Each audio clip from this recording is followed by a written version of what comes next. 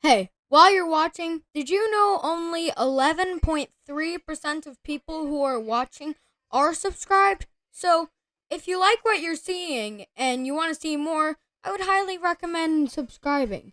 I tried to post videos at least once a day. So, yeah. Thank you all, and in to the memes. Guys, we're back at it again. And yes, I'm still using my webcam. But now I'm using a software to record it. Except on OBS. So basically, I'm just gonna promote them right now. XSplit VCam. XSplit right here sucks. But XSplit VCam works. You see, you get that blurred background. You can blur your background.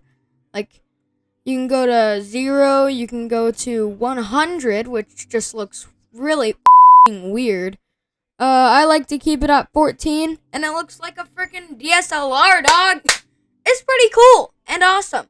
And guess what? You can just straight up remove your background or change your background to something like this.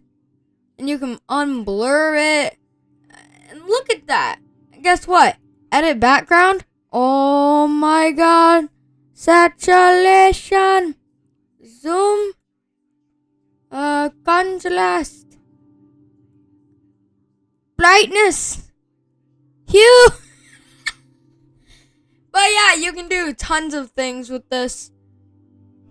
We're just gonna put it back on original. Get this up to like 14.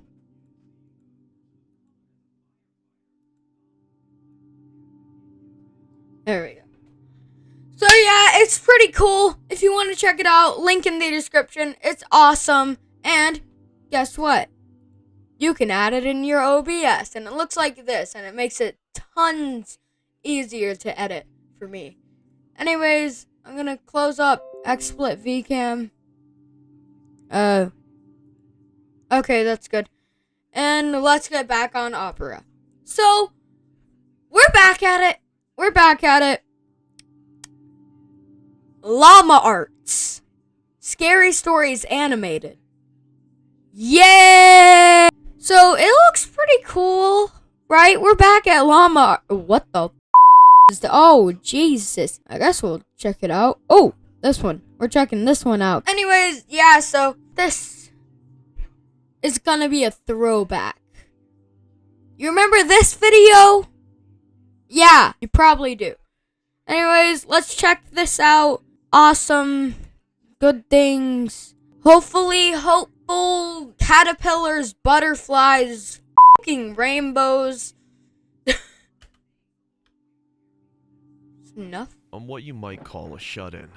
I've spent the past 5 years of my life shut off from the outside world in my tiny studio apartment. Other people might find it claustrophobic, but I find it comforting. You spend your life in small places? I like spending my life in small places. I don't like going outside that much. I like the pool. This apartment is my world, and it's small enough that I know everything that goes on in it. How can your apartment be your world? Outside isn't really my world. I'm pretty much an introvert. I stay inside like 24/7. And when I'm editing, it'll be like 3 a.m. when I finish. So I'm barely outside. I'm always working or something. Or playing Minecraft. Because I love playing Minecraft. At any given moment. Here, I know that I'm safe and protected from the chaotic world outside the window that I always keep closed and curtained. I wasn't always like this, though. I used to be a normal kid with a loving family. Back then, I lived in a fairly large house. How do you go from having a nice family, being an extrovert, to straight up fucking living your life in a fucking apartment? How does that happen? I don't understand how the hell that happens. Like, bud, are you okay? With my parents and older brother. I don't remember my parents very well. I know they loved my older brother and I, but they were always too busy with work to actually spend much time with us. Okay. My brother, on the other hand, I can remember perfectly. He was a lot older than me, and more often than not, had to. He's older than you? Yeah, I got an older brother. He's like 30 something. I don't know, 50. No. Be the one to take care of me when my parents worked late into the night. I've eaten his cooking more times than my mom's. He never seemed to mind taking care of me, though. Sometimes I wonder how much of that was a facade. A teenager like him must have felt frustrated having to take care of his kid brother all the time. Thankfully, he was kind enough to never blame me for it. Not overtly, anyways. In return, I tried my best to not bother him or my parents as much as possible. I was a shy, quiet kid, even back then anyways. I kept to myself both at school and at home, locking myself in my room until it was my time to eat, and only coming out when asked to. You know, normally it's the parents who force you to not do that, and that's being neglected and sometimes causes depression. But I've never heard of a child neglecting their parents. What the? I mean, if you do that, I'm fine with it. I'm like, dog, I'm with you. I don't really. Okay, I think I'm lying. Yeah, I think I'm lying. But most of the time, I'm just on my PC like the entire day. I barely even go to watch YouTube on my TV in there. I'm basically always on this PC, so I'm kinda with you, except I don't lock myself in a fucking room until it's like time to. Jesus! In my mind, I was trying my best to not be a bother to anyone. Looking back, I think I might have come off as cold or uncaring to my family. Maybe if I'd tried to talk to them more, things would have gone differently. Yeah? One night, I woke up to the sound of my door handle rattling. What the hell? I'd made it a habit to lock my doors early, one, out of shyness, and that most likely saved my life. I got out of bed to open the door, thinking that my brother needed something from me. But when I heard the person from the other side bang loudly on the door, I froze in my tracks. My brother was a calm, patient person. He never once raised his voice at me. It wasn't like him to bang on my door like that in the middle of the night. The person on the other side continued to bang on the door, getting louder. Get in bed, bro! What are you doing just standing at that door? Get in bed, bro! Louder with every passing second, until I was afraid that it might break. All I could do was curl up in my bed under my blanket. At some point, I fell asleep and woke up the next morning drenched in my own sweat. I tried to convince myself that it was just a dream. Almost succeeded, too. But then I opened the door and stepped into my living room. What I saw there would haunt me for the rest of my life, even though I wasn't able to remember most of it. My court-appointed therapist tells me it's my mind Holy sh**! What? repressing stressful memories that I wasn't mentally equipped enough to process yet. I can still recall some of those things, though. I remember the blood flowing down the wooden floorboards. Oh! Who committed suicide or who murdered who?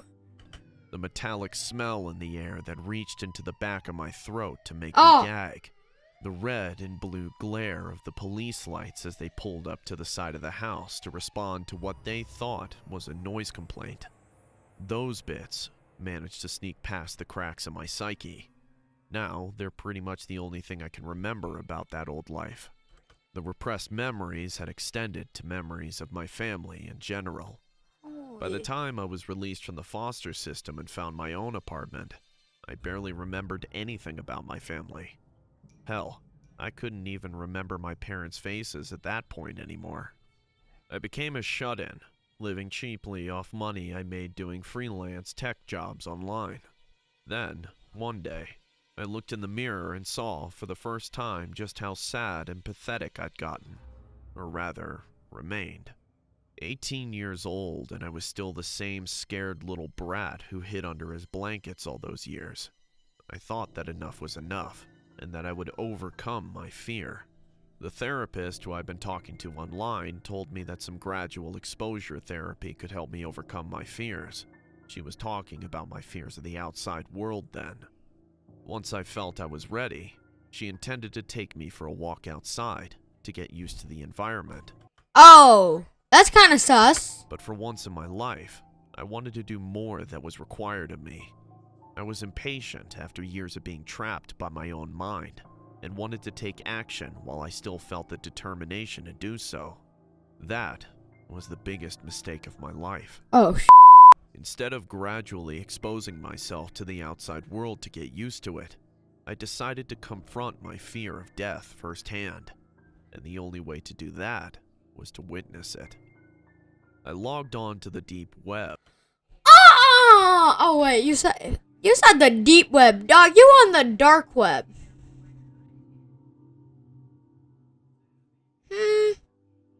Okay, I'm not gonna lie, guys. I've actually been on the dark web. Like, I don't know if it's the fake one, but I never got past, like, trying to get these, like, freaking squares all like that. I would have just looked around and then got off and fucking threw that computer out into the junkyard. I was gonna do it on my old laptop back there. I have a PC now, God. Using a Tor browser and over a dozen security features. I may be a shut-in, but I was also a freelance techie with more than one working brain cell. If I was really going to explore the deep web, I wasn't going to take any risks. I went to several gore sites to see people after accidents or natural disasters. A soldier with his leg torn apart by an explosion, its bits scattered on the dirt around him. The sight of a car crash where the driver had been... Do you think I need to, like, blur this out? I think I'm blurring it out. With their entrails spilling out of their eviscerated belly, and a person who'd been struck by lightning that fired their skin into a blackish blue hue with dark bulging veins beneath them. Some of the people in the pictures I couldn't even tell whether they were dead or alive. It might have been more merciful had they been dead. What the hell? You couldn't tell if a dead person who's mangled and torn apart and dead. Ow, ow, ow, ow, ow, God, oh God. I don't want to pull off my head today. Ow, ow, ow, ow, ow. Maybe another day. Not today, Satan. But like, Jesus! How are you that mentally ill that you can't tell if somebody's dead or alive? What the fuck? That... What the hell? I wanted to close the browser so many times while browsing that site, but even as the tears filled my eyes alongside memories that I'd been trying to forget, I kept clicking on links and looking at the terrible photos that popped up without averting my gaze. I was determined to let myself not be scared by stuff like that anymore. It seemed like I was doing well. I hadn't curled Well, obviously, I'm not scared by it. I'm just disgusted by it. up on the bed in a panic attack yet, at least. But then I clicked one link titled Family Night Gone Wrong.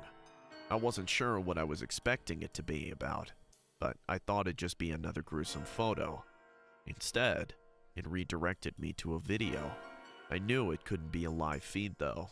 I had security programs that would block any attempts to sync my computer to another device. I might be a half-mad shut-in, but I'm not an idiot. The video showed the dimly lit living room of a house. Tied and propped up in a sitting position on the couch were a middle-aged man and a woman with duct tape over their mouths. They were both sobbing through their... Oh my God! No! Oh, no. I mean, I don't have to blur this out, but still. Why? I feel so bad for them. Holy shit. Their closed mouths. But I could also hear another, younger voice sobbing with... What the? Younger?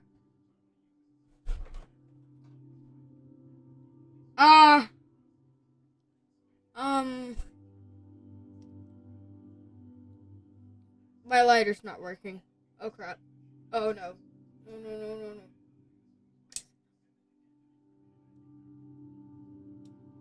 Ow. Hands are greasy.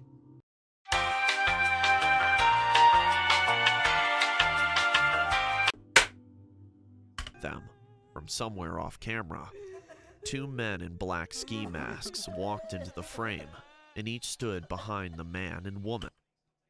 What? What? What? They both gently rested a hand on the man and woman's shoulder, like they were giving them a reassuring pat after a rough day at work. The effect they had was anything but comforting, though. The man and woman started hyperventilating. The sobbing of the younger voice off screen grew louder. Then, Younger voice. It's a child. I might not be allowed to show this. without warning, I might the not. masked men's resting hands tightened into a vice-like grip that made the man and woman visibly tense up in pain. The masked men pulled Oh, God! Oh, no! Oh, I feel so bad. I actually feel... Oh, my God.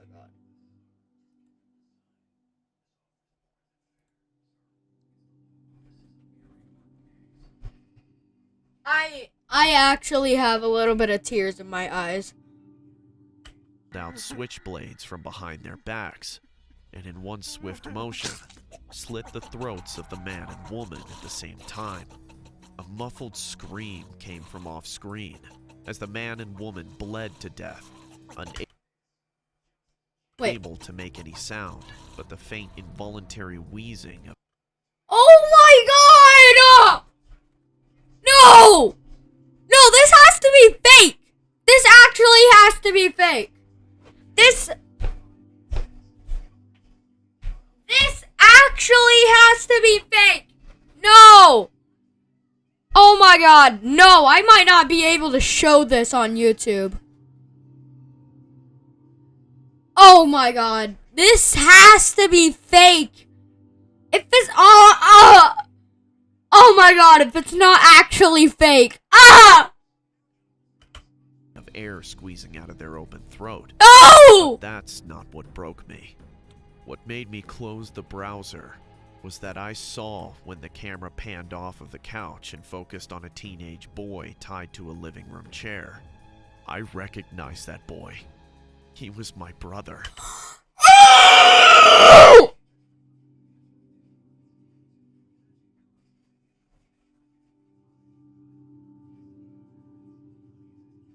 No! That living room was my living room. The faces of the man and woman on the couch instantly became more familiar to me. They were my parents, and I was watching a recording of what happened in my house the night my life changed forever. I immediately called the police. The new evidence helped reignite the unsolved case of my family's murder. It's the only good thing that came out of my dark web trip. I've given up trying to overcome my fears of the outside world, at least for now. But maybe, just maybe, if the police can catch the men responsible for my family's murder, I'll be able to muster up the courage to go outside again. Okay. Yeah. That was pretty gory. A lot of it is probably blurred out for you guys. I think I'm actually scarred from this story. I am actually, like, straight up scarred from this story. I am straight up, like, literally scarred.